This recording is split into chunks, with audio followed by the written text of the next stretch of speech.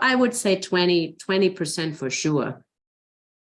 That's a really big number, Lenska. So, and from your opinion, as a professional working in this space full time, that a site-built, stick-built ADU, same square footage with a manufactured home, again, if it can go on the property, you're going to save approximately 20%.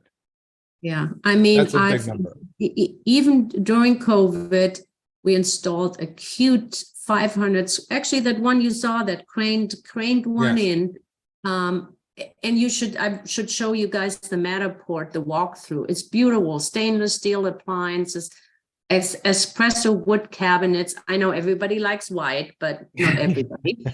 and we had that installed, all in permits, fees, whatever it was. It ended up being $180,000.